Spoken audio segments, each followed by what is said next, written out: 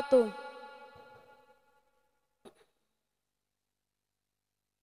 Alhamdulillah, alhamdulillahi rabbil alamin.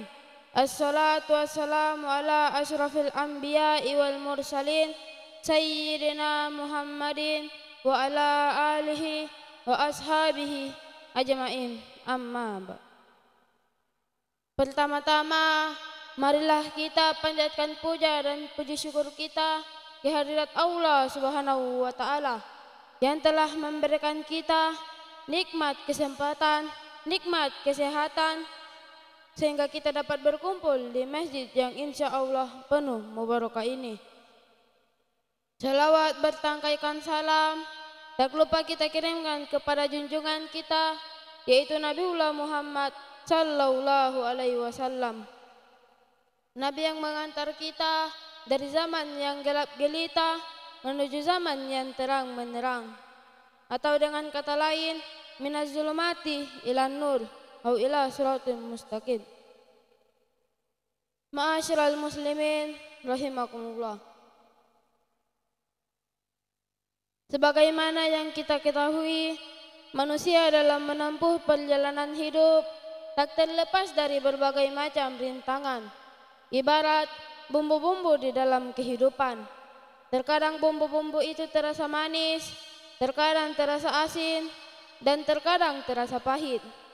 Akan tetapi, justru bumbu-bumbu itulah yang membuat hidup kita menjadi berkualitas. Dengan kata lain, laut yang tenang tidak akan menjadikanmu seorang pelaut yang handal. Maksudnya apa?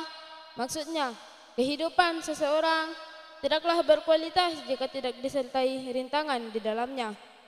Ma'asyiral muslimin rahimakumullah. Sebagaimana orang sakit diuji dengan penyakitnya, maka orang sehat pun diuji dengan kesehatannya. Orang kaya diuji dengan kekayaannya, orang miskin pun diuji dengan kemiskinannya. Orang tua diuji dengan anak-anaknya, pedagang-pedagang pun diuji dengan kejujurannya. Laki-laki diuji dengan perempuannya, perempuan pun diuji dengan laki-lakinya. Jelaslah, kita semua diuji oleh Allah Subhanahu wa taala. Untuk apa? Allazi khalaqal mauta wal hayata liyabluwakum ayyukum ahsanu amala wa huwal azizul ghafur. Yang menciptakan mati dan hidup untuk menguji kamu siapa di antara kamu yang lebih baik amalnya. Dan Dia Maha Perkasa lagi Maha Pengampun. Quran surah Al-Mulk ayat 2. Apatah lagi orang-orang yang berada dalam kategori beriman. Maka Allah Subhanahu wa taala memperingatkan di dalam Al-Qur'an yang berbunyi, ahasiban nasu ayyasruku ayyaqulu amanna wa hum la yuftanun. Apakah manusia mengira bahwa mereka akan dibiarkan hanya dengan mengatakan kami telah beriman dan mereka tidak diuji? Quran surah Al-Ankabut ayat 2. Demikian ketika seorang hamba diuji oleh Allah Subhanahu wa taala, bagaimanakah cara menghadapinya? Tentulah sebagai seorang hamba yang berkualitas, sebagai seorang hamba yang bijak, tentulah dengan cara bersabar. Tapi tidak gampang orang bersabar. Karenanya, marilah kita membahas pada subuh kesempatan kali ini. Ma'asyiral muslimin rahimakumullah. Allah Subhanahu wa taala itu Maha Baik yang tidak hanya memberikan berbagai macam rintangan, tetapi juga memberikan petunjuk Al-Qur'an dan hadis agar seorang hamba mampu memetik hikmah ketika menghadapinya. Bagaimana caranya? Yang pertama, sadarilah kita memiliki dosa dan kesalahan. Wa ma asabakum min musibatin fa bima kasabat aydikum wa ma hum an qasir. Dan musibah apapun yang menimpa kamu sesungguhnya disebabkan oleh tanganmu sendiri, dan Allah memaafkan banyak dari kesalahan-kesalahanmu. Quran surah Asy-Syura ayat 30. Coba kita hayati secara bersama-sama. Jika seorang hamba yang diuji karena dosanya oleh Allah Subhanahu wa taala, itu berarti Allah ingin menghapus dosa seorang hamba. Dan jika seorang hamba yang diuji bukan karena dosanya oleh Allah Subhanahu wa taala, di dalam kitab tafsir Jalalain mengatakan, musibah yang menimpa mereka di dunia untuk mengangkat derajat mereka di akhirat. Diulangi, jika seorang hamba yang diuji karena dosanya oleh Allah Subhanahu wa taala, itu berarti Allah ingin menghapus dosa seorang hamba. Dan jika seorang hamba yang diuji bukan karena dosanya oleh Allah Subhanahu wa taala, itu berarti Allah ingin mengangkat derajat hamba tersebut di akhirat. Yang kedua, yakini kita pasti bisa menghadapinya. La yukallifullahu nafsan illa wus'aha. Allah tidak membebani seorang hamba melainkan sesuai dengan kesanggupannya. Quran surah Al-Baqarah ayat 286. Akan tetapi, mengapa banyak orang yang tidak sanggup menghadapinya? Jawabannya ialah, ia sebenarnya sanggup, akan tetapi ia lebih mendahulukan hawa nafsunya dibandingkan dengan apa yang difirmankan oleh Allah Subhanahu wa taala. Oleh karena itu, Allah Subhanahu wa taala telah memperingatkan kita ke dalam rencananya.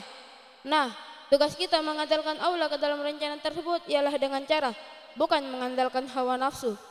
Yang ketiga, perlu kita ketahui keutamaan-keutamaannya. Innama yuwaffas sabiruna wa ma ajruhum an hisab. Sesungguhnya hanya orang-orang bersabarlah yang disempurnakan pahalanya tanpa batas. Quran surah Az-Zumar ayat 10. Jadi semakin kita bersabar, maka semakin tinggi pula pahala kita. Rasulullah sallallahu alaihi wasallam bersabda, sesungguhnya besarnya ujian sesuai dengan besarnya pahala. Sesungguhnya apabila Allah mencintai suatu kaum, maka Allah akan menguji mereka. Oleh karena itu, barang siapa yang ridho menerima ujian tersebut, maka baginya keridhaan. Dan barang siapa yang murka menerima ujian tersebut, maka baginya kemurkaan. Hadis riwayat Tirmizi. Ma'asyiral muslimin rahimakumullah.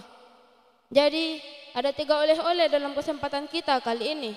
Yang pertama, sadarilah kita memiliki dosa dan kesalahan. Yang kedua, yakini kita pasti bisa menghadapinya. Yang ketiga, perlu kita ketahui keutamaan-keutamaannya. Teringat sebagaimana Rasulullah sallallahu alaihi wasallam berdakwah di kota Taif. Rasulullah sallallahu alaihi wasallam disakiti, dicaci, dimaki dan dilempari dengan batu. Apakah Rasulullah sallallahu alaihi wasallam membalas? Jamaah sekalian, saya ingin bertanya, jika Anda dilempari dengan batu, apakah Anda akan membalas? Rasulullah sallallahu alaihi wasallam kakinya basah bukan karena air, kakinya basah bukan karena lumpur, akan tetapi basah karena darah, basah karena bercucuran darah di kaki yang paling mulia, Nabiullah Muhammad sallallahu alaihi wasallam. Apakah Nabi membalas? Ternyata tidak. Bahkan beliau mendoakan yang baik-baik dengan harapan semoga keturunannya atau penduduk kota Taif menyembah Allah Subhanahu wa taala. Masya Allah, ada yang seperti itu di sini?